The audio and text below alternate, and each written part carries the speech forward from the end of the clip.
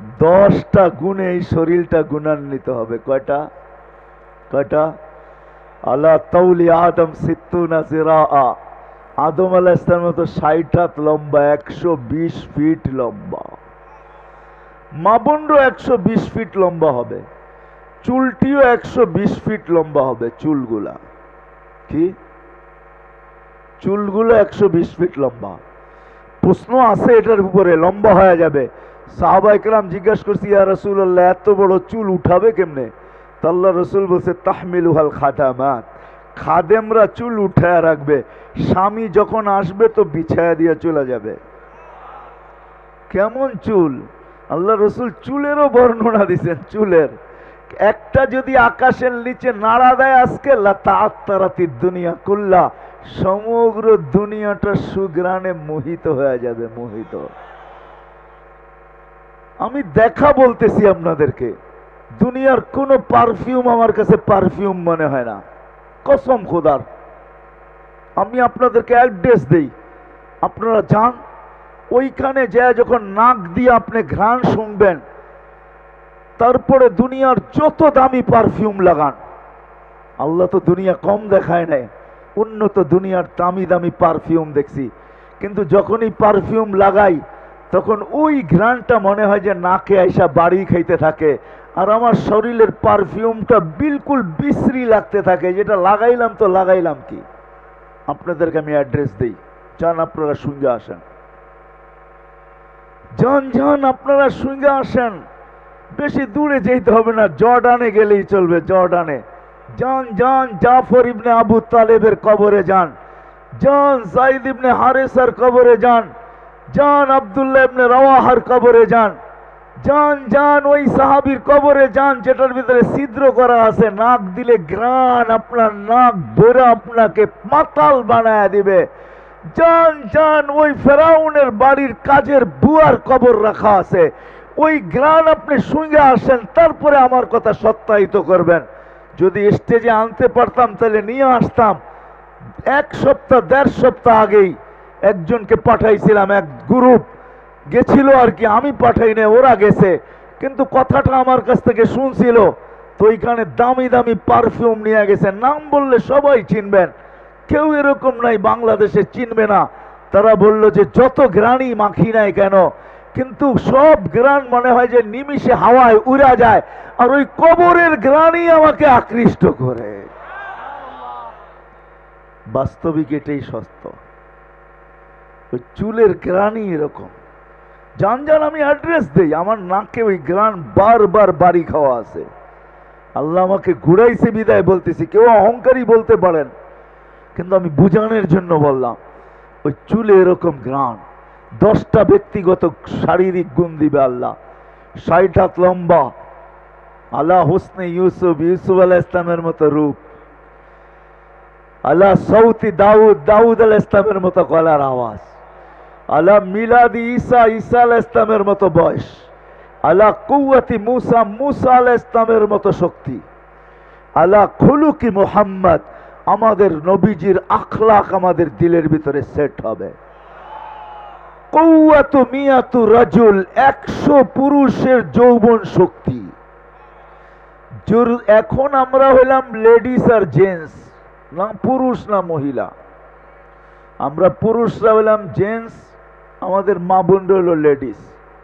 এতটুকুই, না মহিলা না পুরুষ। পুরুষ তো জান্নাতে যাওয়ার পরে হবে। 100 পুরুষের যৌবন শক্তি। জুরদুন মুরদুন মুখালুন, দাড়ি থাকবে না, মোছ থাকবে না, চোখে সুরমা লাগানো থাকবে।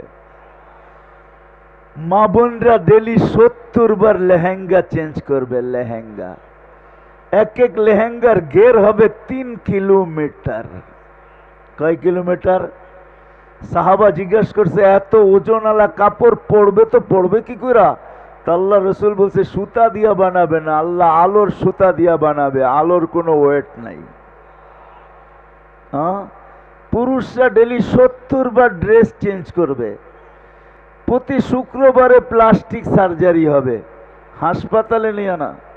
আল্লাহর কাছ থেকে দাওয়াত খায়া ছবির বাজারে ঢুকবে, ছবির নিচে লেখা থাকবে এই রূপটা পছন্দ হইলে আমি তোমার ভিতরে স্থানান্তর হইতে পারি, পছন্দ হবে আমি এরকম হয়ে যাব। মহিলারা আলাদা, পুরুষরা আলাদা। এখন যদি প্রশ্ন করেন দুজনেই চেঞ্জ হয়ে গেল তো চিনব কিভাবে? এই জন্যই দুনিয়াতে আল্লাহ ব্লুটুথ আর শেয়ার হিট আগেই পাঠায়া দিছে। ওইখান দিয়ে চেঞ্জ হবে, এইখান দিয়ে আপনার কাছে চলে আসবে। এইখান দিয়ে আপনি চেঞ্জ হবেন, ওইখান দিয়ে ওনার কাছে ছবি চলে যাবে। বাজারতে বাহিরে কেউ কারোরটা ভুল করবে না, যার যারটা শেষে হাতে ধইরা জান্নাতে নিয়ে যাবে। সাহাবা শুধু শুধু পাগল হয় নাই, হয় হয় বাচ্চা শুধু পাগল হয় নাই, পায়ের উপরে বড় করে বড় হইতেছে। বাপসে আল্লাহ রসুলের চোখে ফাঁকি দিয়া দিবে।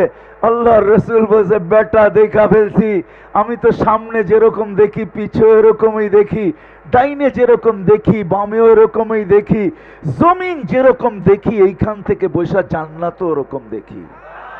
নাইলে নামাজের ভিতরে আগে বাড়লেন তো বাড়লেন কেন, পিছে আসলেন তো আসলেন কেন?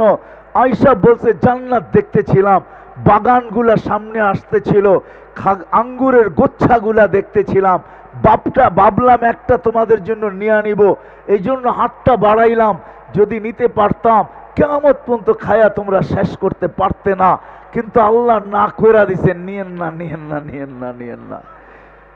বলে আমি তো এইখানে বৈশা জান্নাত দেখি। হয় হয় আমি তো জান্নাত বলতেছি, জমিনে বৈশা রব দেখতেন, রব। শুধু আল্লাহর রসুল কেন, সাহাবী রসুল পর্যন্ত রব দেখতেন। নাইলে এই হাদিস আসলো তো আসলো কোত্থেকা? সাহাবী রসুল বলতেছে, কান্নি আনদুরু আন্না আরশার রব্বি বারিসা, আমি দেখতেছি আল্লাহর আরশ যেন হিসাব কিতাবের জন্য নাইমা আসতেছে। উলামা আছে এই জন্য বলতেছি, মেরে দোস্ত কোত্থেকে জানি হারায় গেলাম। হ্যাঁ, কোত্থেকে জানি হারায় গেলাম। আল্লাহর রসুলকে ফাঁকি দিতে চেয়েছিলেন, তো আল্লাহর রসুল বলছে, আমাকে ফাঁকি দেওয়া চলবে না, তুমি ছোট। বলছে, আমার এক যুক্তি শেষ হইতে পারে, কিন্তু আরেকটা যুক্তিও আছে। সেটা কি? আমার বড় ভাইকে নিছেন, ওর চেয়ে আমি শক্তিশালী বেশি। আল্লাহর রসুলের যুক্তি পছন্দ হয়েছে, বলছে মূল্যযুদ্ধ লাগায়া দিয়া পরীক্ষা করতে পারেন। আল্লাহ রসুল বলছে, ঠিক আছে। বড় ভাইয়ের গলায় তোরা কানে কানে বলে দিছে, জান্নাত তোর হয়ে গেছে, আমারটা হইলে তোর অসুবিধা কি? আমি ধরবো আর পড়া যাবি। বস, যেমন কথা তেমন কাম। এক জায়গার ইতুর থেকেই তো দুইজনে দুধ পান করছে, ঠিক না? নিশা তো দুইজনেই নিয়ে আসছে। হায় হায় হায় হায়, ওই জমানার বাচ্চাও জান্নাতের জন্য পাগল ছিল। ওই মা কেমন মা ছিল আপনি বলেন, যে চার যুবককে রাত্রে বুঝাইতেছে, ডাইনে বামে আগে পিছে 4 জন শহীদ নিয়ে হয়ে আসবি, একজনও যেন জীবিত না আসস। বলছে, আম্মা তোমাকে দেখবে কে? ওই কথা রাখ, যা বলতেছি তা শুন। বলছে, এত আশা কেন? ইতিহাস গড়তে চাই, ইতিহাস। সেই ইতিহাস আবার কি? বলে, কিয়ামতের দিন যখন উঠবো, আল্লাহ বলবে, কি নিয়ে আসছিস? তো আল্লাহকে বলবো, ডাইনে দেখেন কে, বামে দেখেন কে, সামনে দেখেন কে, পিছে দেখেন কে? মানে ডাইনে দেখেন শহীদ, বামে দেখেন শহীদ, সামনে দেখেন শহীদ, পিছে দেখেন শহীদ। 4 শহীদের মধ্যে আমি মা, আর কি চান? পাগল ছিল সবাই, আশা ছিল শুধু জান্নাত আর কিছু না। এই জন্যই আল্লাহ আমাদেরকে দিন দিয়েছেন। আজকে সব প্রিয় ওই হাদিস সত্য হয়ে গেছে, বাদা দিনু গরিবা সায়াউদু কামা বাদা ফাতুবা লিল গুরাবা। আল্লাহর রাসূল বলছেন, হায় হায় ওই হাদিস সত্য হয়ে গেছে। আজকে সব প্রিয় না তো মুহাম্মদুর রাসূলুল্লাহ প্রিয় না, প্রিয় না তো আল্লাহ প্রিয় না। দিন বলতেই মুহাম্মদুর রাসূলুল্লাহ, ওই রসুল প্রিয় না। আমি কি করে নারায়ণগঞ্জের পাগলার মানুষদেরকে বুঝাবো? মেরে দোস্ত, রসুল প্রিয় না, যে আরো সে যায় আপনাকে ভোলেন নাই। ওইখানে আল্লাহ জিজ্ঞাসা করছে, কি চাইতে আসছেন? বলতে, কিছু চাই না, শুধু উম্মত চাইতে আসছি। বলছে, এইখানে উম্মত? বলছে, আনতা রব্বুল করিম, আনা নবিয়ুর রহিম, আপনি রব্বে করিম, আমি নবী রহিম। কাইফা তুদাইয়ু হাযিল উম্মাহ বাইনাল করিম ওয়ার রহিম। শুরুতে আপনি, শেষে আমি, উম্মত জাহান্নামে চলে যাবে, আমি মনকে বুঝাবো তো বুঝাবো কি কইরা? তো আল্লাহ বলতেছে, বন্ধু আজকে আপনার মন খারাপ করার দিন না, আপনার মনে আমি ব্যথা দিতে চাই না। লা ইউখজিকা ফি উম্মাতিক, আপনার উম্মতের ব্যাপারে আমি আপনাকে লজ্জিত করতে চাই না। আপনার সাথে তো আমি ওয়াদাই করে ফেলছি, সাউফা ইউতিকা রাব্বুকা ফাতারদা, আপনাকে আমি রাজি করেই ছাড়বো। আর ওইখানে আল্লাহর রাসূল আল্লাহকে শুনায়া দিয়েছেন, হাত্তা ওয়াল্লাহি লান আরদা হাত্তা ইয়াকুনা ওয়াহিদ মিন উম্মতি ফিন নার, আমার একজন উম্মত জাহান্নামে থাকা পর্যন্ত আমি আপনার উপরে রাজি হব না, না না না না না। আমি আজকে উম্মত চাইতে আসছি। তো আল্লাহ বলতেছে, বন্ধু কাসামতুল কিয়ামাতা কিসমাইন, আমি কিয়ামতকে দুই ভাগে ভাগ করছি। আরেক রিওয়ায়াতে আছে আল্লাহ বলছে, আনা মালিক ইয়াউমিদ্দিন, আমি কিয়ামতের মালিক বটে। আনতা সাহিবা ইয়াউমিদ্দিন, আপনি কিয়ামতের বাদশা বানায়া দিলাম। এই জন্যই আল্লাহর রাসূল বলছে, লিওয়াউল হামদি বিয়াদি, কিয়ামতের দিন আল্লাহর ঝান্ডা আমার হাতে থাকবে। শাফাআতে কুবরা আমাদের নবীজির কাছে। আল্লাহ অপেক্ষা করতে থাকবে। আমি শর্ট করতেছি, সমগ্র মানুষ সমস্ত নবী রাসূলদের কাছে দৌড়াইতে থাকবে।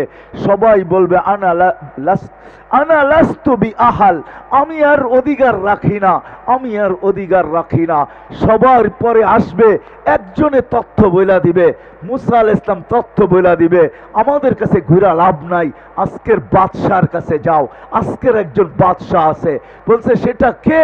বলে মুহাম্মদুর রাসূলুল্লাহর কাছে যাও। ওনার কাছে যাবে, তো আল্লাহ রাসূল বলবে, আনা আহাল, আমি আর অধিকার রাখি। তখনই সেজদায় পড়বে। আমি তো বলি, ওলামারা কি বলবে জানি না, আল্লাহ মনে হয় অপেক্ষা করতেছিল, বাদশাহ যতক্ষণ পর্যন্ত সেজদায় না পড়বে, মালিক ততক্ষণ পর্যন্ত নামবে না। আল্লাহর রাসূল সেজদায় পড়বে, তখনই আল্লাহ বলবে, ইরফা রাসাক, আপনি উঠান মাথা, সাল তোহতা, যা চাবেন তা দিব।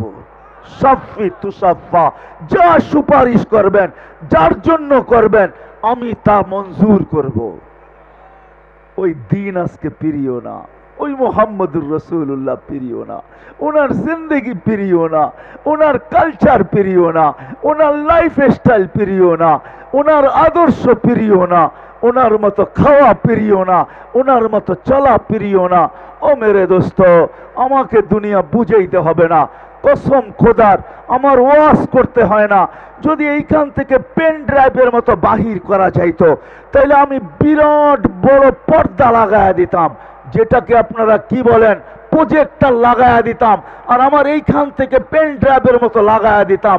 আপনারা সারা রাত্র বসে হাসি আর কান্না দেখতে থাকতেন, আমার এইখানে যতটি লুকায়িত আছে। তাহাদিসের নিয়ামত বলতেছি, আমাকে আমেরিকা দেখাইতে হবে না, উন্নত দুনিয়া দেখাইতে হবে না, উন্নত লাইফ স্টাইল দেখাইতে হবে না। তাহাদিসের নিয়ামত আমার চেয়ে কাছের থাইকা কেউ দেখে নাই। আপনারা কোন দুনিয়া আমাকে দেখাবেন? না আফ্রিকার জঙ্গল, না আপনাদের উন্নত দুনিয়া, সব আল্লাহ চষায়া ফেলছেন।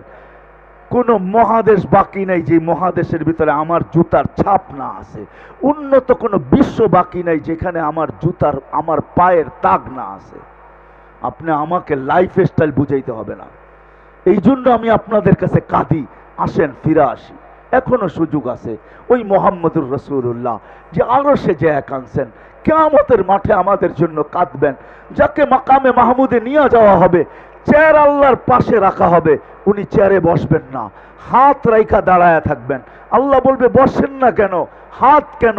বলছে, আমি মালিক, এই জন্য হাত রাইখা দাঁড়ায় আছি। বসেন না কেন? বলে, বসলে আমার উম্মতের জন্য তিন দাগায় ছুটবে, তো ছুটবে কে? আমাকে বসায় আমার উম্মতকে পার করায় দিতে চাইতেছেন? আমাকে ফাঁকি দিয়ে আমি বসবো না, আমার উম্মতের জন্য তিন জায়গায় ছুটবে কে?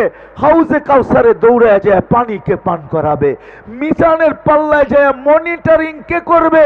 যখন সামনে ঝুঁকবে না, তো আমি হাত উঠায়া সামনে ঝুঁকায়া দিব। পুলসেরাতে যখন আটকায়া যাবে, তো দুরুতের গাঠি মাথায় দিয়ে আমি পার করায়া দিব। আমি বসবো না, আমি তো তিন জায়গায় দৌড়াবো। কসম খোদার, যে আমাদের জন্য দুনিয়ার থেকে চোখের পানি নিয়ে গেছেন। মৃত্যু লগ্নে যখন জিবরিল মালাকুল মউত হাত বুকে রেখা দিয়েছেন, তখন চোখে পানি। নয় ফ্যামিলির জন্য না, হাসান হোসাইনের জন্য না, আলী আর ফাতেমার জন্য না, যে দুনিয়ার থেকে ক্ষুধার্ত যাইতেছেন। 9টা ফ্যামিলি যার ক্ষুধার্ত, ঘরে এতটুকু তেল নাই যে বাতি জ্বালাইতে পারে। আম্মা জান আয়েশা রাদিয়াল্লাহু তাআলা আনহা বলছেন, যদি থাকতো তাহলে খিদা নিবারণের জন্য তেল আগে পান করে নিতাম। এতটুক তেলও ছিল না। ওই নবীর চোখে পানি। জিবরিল জিজ্ঞাসা করছে, এখন পানি কেন? বলছে, ফামান লিবাদিলি উম্মতি, আমার পরে আমার উম্মতকে কে দেখা রাখবে? লানত আমাদের জিন্দেগির উপরে। আমি মা বোনদেরকে বলতেছি, আপনাদেরকে বলতেছি, বিশেষ করে যুবকের পায়ে হাত রাখা বলতেছি, লানত যুবক আমার জিন্দেগির উপরে। যে নবী যাওয়ার সময় কাঁদতেছেন। ওলামা আছে এই জন্য বলতেছি, হাদিসের শেষ শব্দ বলতেছি, কিয়ামতের দিন কবর থেকে উঠবেন তো কাঁদতে কাঁদতে উঠবেন। জিবরিল পর মারবে আর বলবে, কুমিয়া হাবিবার রহমান, আল্লাহর বন্ধু ওঠেন মাকামে মাহমুদে নিয়ে যাওয়ার জন্য। ওয়াহুয়া ইয়াকুম ওয়া ইয়াবকি, আল্লাহ রসুল উঠবেন কাঁদতে কাঁদতে আর চিৎকার দিতে দিতে, ওয়াকুল জিবরিল আইনা উম্মতি, আমার উম্মত কেন আমাকে উঠাইতে আসে নাই, রিসিপশনে আসে নাই? আমার উম্মত কি পুলসেরাত পার হয়ে চলে গেছে? আমার উম্মত কি পুলসেরাতের পারে চলে গেছে? আমার সুপারিশ ছাড়াই কি উম্মতকে আগে নিয়ে আনিস?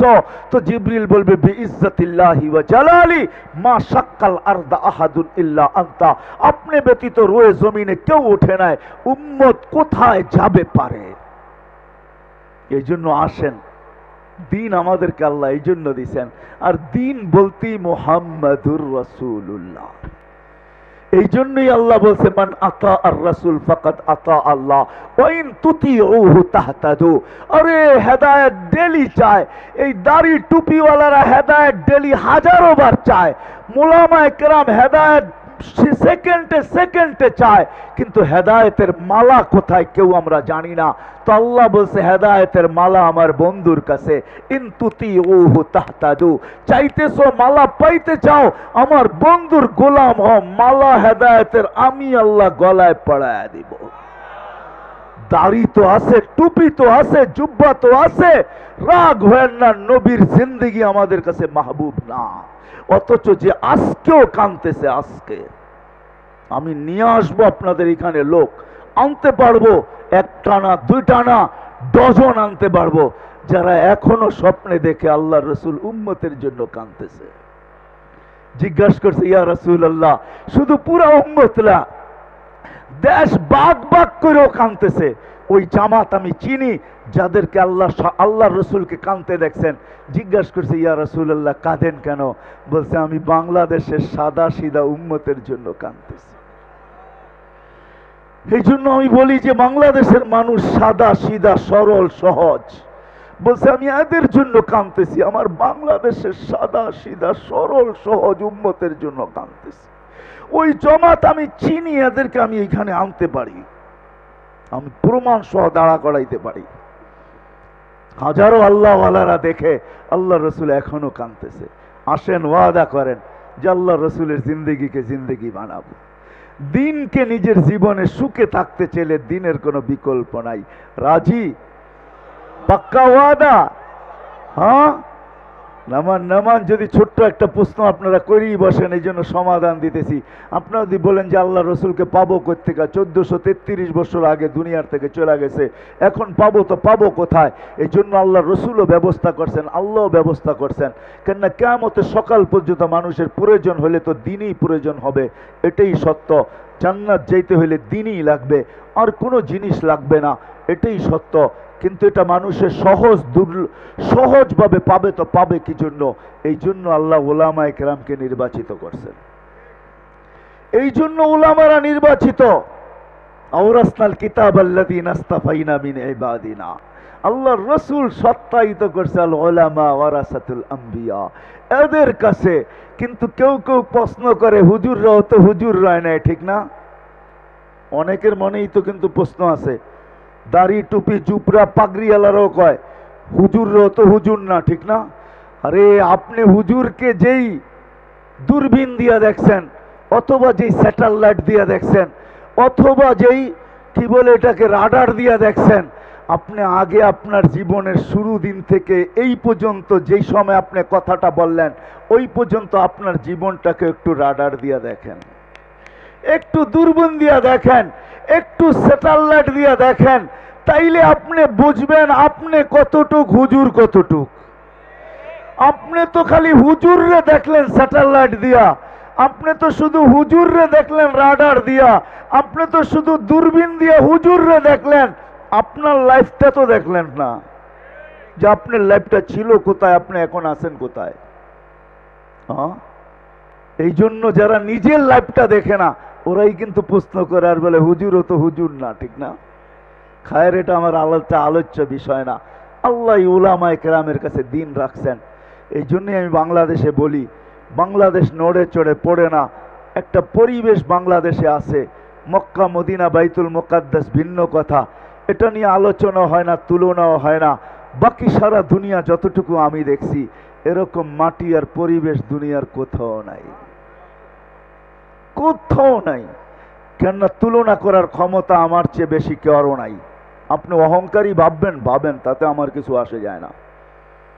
এত সুন্দর পরিবেশ আর জমিন দুনিয়াতে কোথাও নাই, আর এত সুন্দর মানুষও কোথাও নাই। কোন দেশের মানুষ নাই রাত্র 1টা পর্যন্ত কুয়াশা পড়বে, চারদিক দিয়া ঢুকবে, আর নিচে ঠান্ডার ভিতরে লেপটি মেরা বয়া বক্তার ওয়াজ শুনবে, আল্লাহ আল্লাহ রসুলের এশকে মহাব্বতে। এরকম মানুষ দুনিয়ার কোনো দেশে নাই, আমি পাই নাই। বিদায় এই পরিবেশটা আমাদেরকে ধরে রাখতে হবে, তাইলেই দেখবেন বাংলাদেশে কোনো বিপর্যয় ঘটে নাই, ঘটবেও না। করোনা নিয়ে কত বিপর্যয়ের আলোচনাই তো আসলো, কিন্তু আলহামদুলিল্লাহ বাংলাদেশেই একটা মালা পড়তে পারছে, দুনিয়ার কেউ পড়তে পারে নাই। এই করোনার 2 বছরের লগ্নে দুনিয়ার কেউ কোনোদিন দেখাইতে পারে নাই যে আমাদের দেশে করোনায় আজকে একজনও মারা যায় নাই। ওটা দেখাইতে পারছে তো 3-4 দিন 5 দিন আগে বাংলাদেশি দেখাইতে পারছে যে আমাদের দেশে আজকে করোনায় একজনও মারা। এই মালাটাও আমাদের গলায় আছে। আর সারা দুনিয়া বলছে বিপর্যয় এমন ঘটবে যে দাফন করার লোক পাওয়া যাবে না।